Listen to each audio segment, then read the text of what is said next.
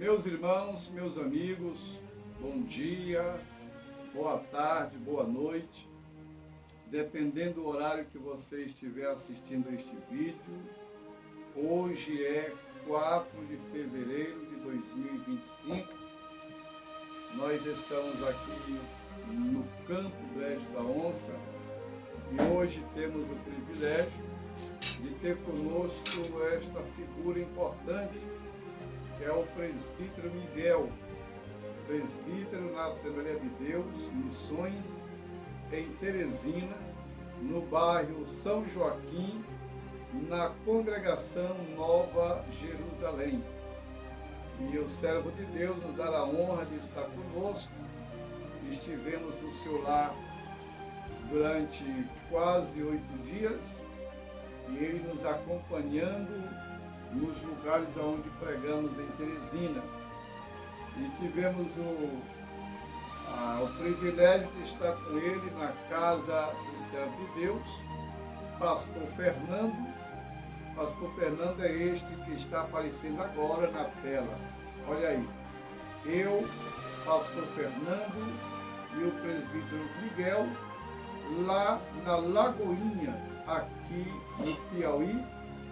E também estivemos na casa do servo de Deus, irmão Raimundo, esposo da irmã Luísa, também lá do povoado Lagoinha, na cidade de Lagoinha, aqui no Piauí.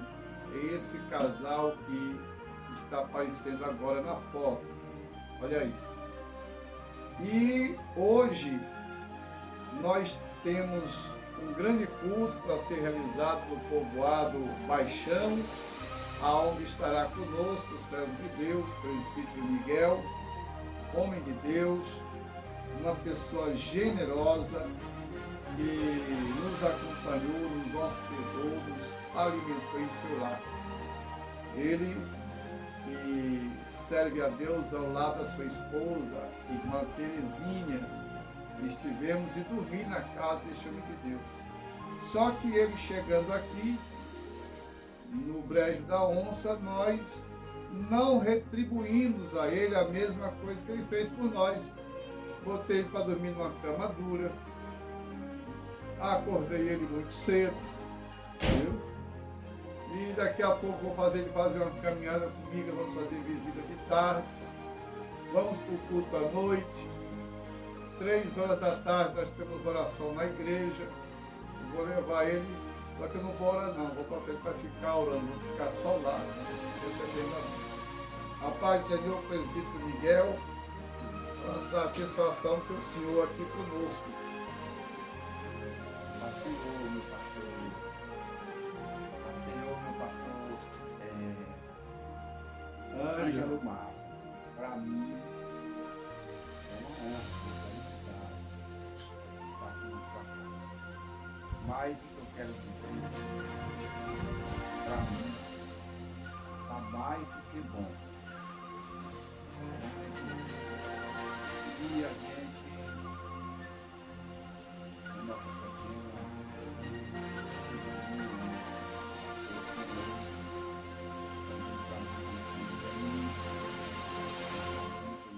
Graças a Deus. tenho ele como professor para mim, aprendo muito com ele, com a família, e dou graças a Deus por ter conhecido este homem de Deus. É mais um que mora no meu coração, como um anjo e ungido da casa de Deus, porque é um privilégio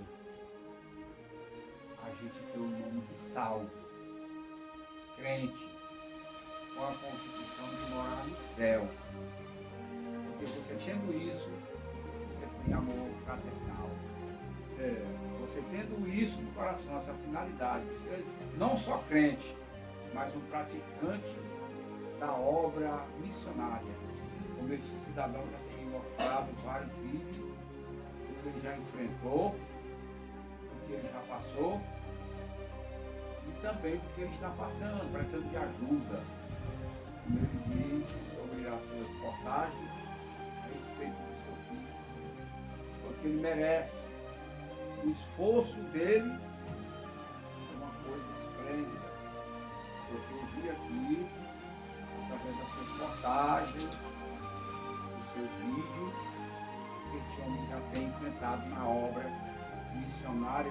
com seu filho, com a sua família.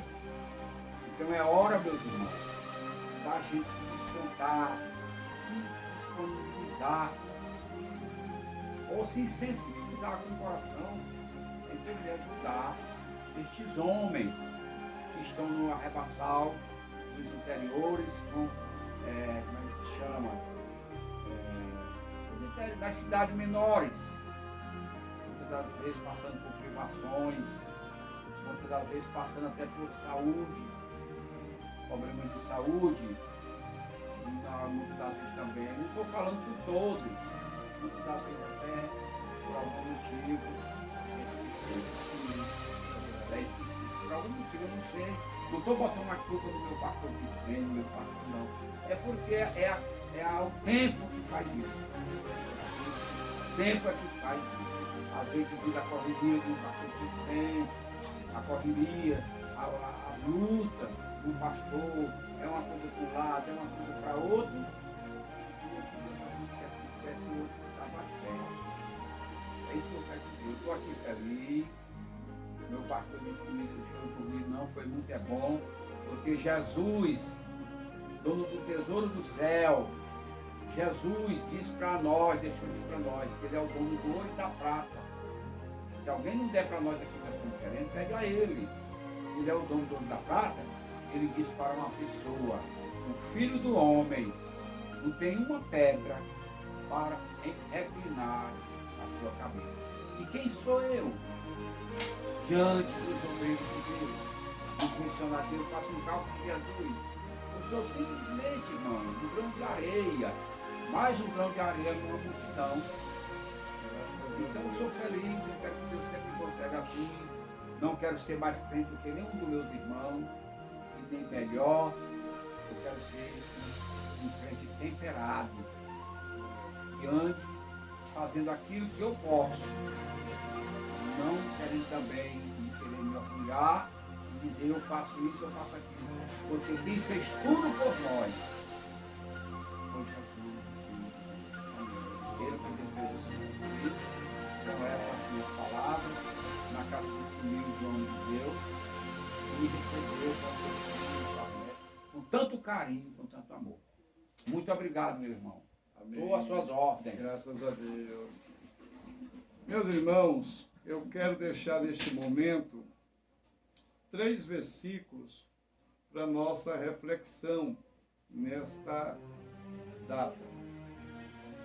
Lucas capítulo 9, versículo 35, 36 e 37, nos diz: E percorria Jesus todas as cidades e aldeias, ensinando nas sinagogas deles e pregando o evangelho do reino e curando todas as enfermidades e moléstias entre o povo. E vendo a multidão, teve grande compaixão deles, porque andavam desgarrados e errantes, como ovelhas que não têm pastor. E disse Jesus aos seus discípulos: a seara é realmente grande, mas poucos são os ceifeiros. Rogai, pois, ao Senhor da seara que mande ceifeiros para a sua seara. Glória a Deus. Então a recomendação de Cristo para nós, rogar ao Senhor da seara. Mas eu quero mostrar aqui um pouco a respeito da obra missionária e a função de um missionário. Seja este missionário pastor ou evangelista, ou seja este missionário um presbítero, um diácono, um auxiliar ou membro da igreja local. O termo missionário, hoje muito usado nos dias atuais e menos esclarecido por muita gente. Há quem diga que fazer missões é uma função daquele que tem o título de missionário, ou é conhecido como missionário. Porém, quero salientar que ser missionário não é um título. Ser missionário é uma função, independente do título acadêmico ou eclesiástico que a pessoa possa ter possuído, né? Digamos, eu costumo dizer, o evangelista, ele não é um evangelista porque ele tem uma credencial convencional com o seu nome de evangelista. O evangelista só é de fato evangelista quando ele exerce a função que o título exige. Se uma pessoa tem um título, mas não exerce a função correspondente ao título, ele é apenas o portador de uma carteira, mas nunca um verdadeiro evangelista. Hoje se ouve dizer que há na nossa convenção, no estado do Piauí, quase 300 evangelistas esperando um campo. E constantemente se ouve evangelista fulano de tal com agenda aberta. Não existe agenda aberta para quem quer fazer missões, porque a agenda deverá estar fechada na proporção que o evangelista vai aos hospitais, ao metrô, quando o evangelista vai na feira, na penitenciária, muito bem lembrado, na fila do hospital, na fila do banco, na vizinhança, ali é o campo missionário. Então, alguém dizer que não tem agenda para pregar, significa dizer que está curtindo preguiça, porque o campo, na verdade, é grande, disse Jesus, e poucos são os ceifeiros. Então, os muitos evangelistas que dizem estarem parados é porque não querem assumir lugares pequenos, como alguns povoados, que têm alma para ser resgatada. Muitos estão esperando, na verdade, a cidade. É uma igreja já montada, é uma igreja com membros, com dízimos, com dizimistas. Bem, mas a seara ainda é grande e são poucos ceifeiros. Não há razão para ter evangelistas parados. A mesma coisa é o pregador, o denominado pregador itinerante. Sabemos que não podemos generalizar, dizer que todos os pregadores itinerantes são sem compromisso.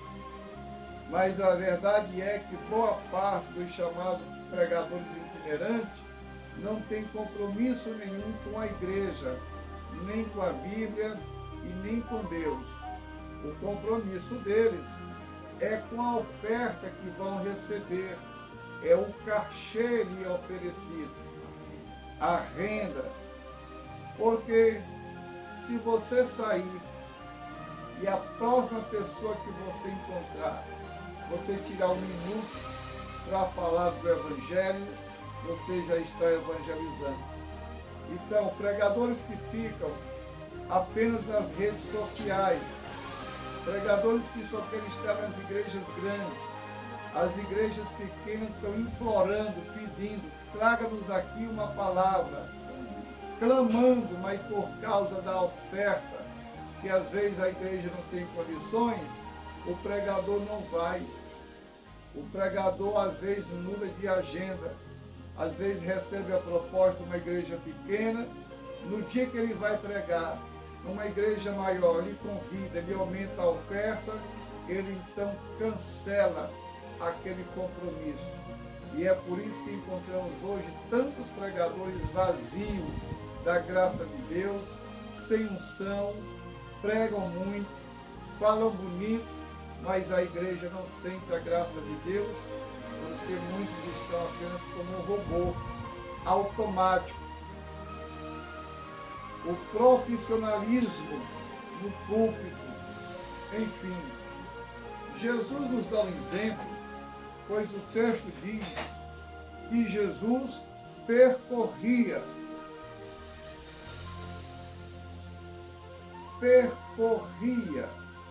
Quer dizer que ele andava, ele ia de cidade em cidade. Cidade grande, cidade pequena, cidades iniciantes, mas aonde houvesse uma alma, lá estava Jesus anunciando o reino de Deus e chamando os pecadores ao arrependimento. O texto diz que ele andava de aldeia em aldeia. Isso nos faz lembrar as regiões interioranas, cheio de poeira. Quantas vezes nós andamos aqui nos interiores, a gente sai com a roupa bem limpinha, bem nos padrões, e quando a gente chega em casa ou no lugar do culto, a cabeça cheia de poeira vermelha, a roupa toda manchada, sapato suja, porque é uma região interiorana que tem, né, presbítero, barro, ventavais, poeira, lama. E nesse período do inverno, muitos não querem sair de casa. Eu conheço um obreiro que disse para mim que tinha assumido um campo e tinha ainda umas localidades a 20 quilômetros, e ele já estava com 6 meses no campo e não tinha ido visitar essa congregação porque não ia colocar o carro dele na estrada ruim. 6 meses que havia assumido o campo. Havia uma congregação a 20 quilômetros, estrada de chão, e ele disse que nem conhecia os crentes lá porque não ia colocar o carro numa estrada ruim. Mas Jesus percorria de aldeia em aldeia, quer dizer que ele ia nos lugares interioranos, mato fechado, na chapada, nas montanhas, pelos becos, nos pedregulhos, e percorria Jesus.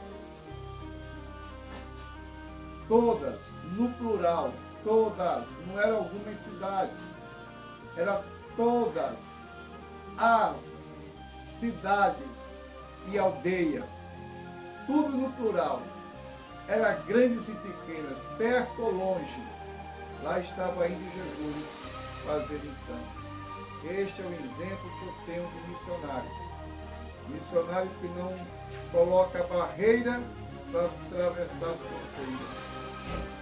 Depois nós observamos, e pregando o evangelho do reino. E aqui tem a palavra muito importante, que é a palavra evangelho. Evangelho do reino. As boas novas, as boas notícias. Porém, a palavra evangelho vai além dessas duas expressões, boas novas e boas notícias, presbítero. A palavra evangelho, ela tem uma conotação muito mais forte do que aquilo que nós estamos acostumados a ouvir. A palavra evangelho, que se traduz como boas notícias, boas novas, o evangelho, na verdade, é uma pessoa. O evangelho é Cristo. O evangelho é Deus. Quem prega o evangelho, prega Cristo. Né? Então, agora, o efeito da mensagem do evangelho. E pregando o evangelho do reino e curando todas as enfermidades e moléstias entre o povo. Aqui está o efeito do evangelho.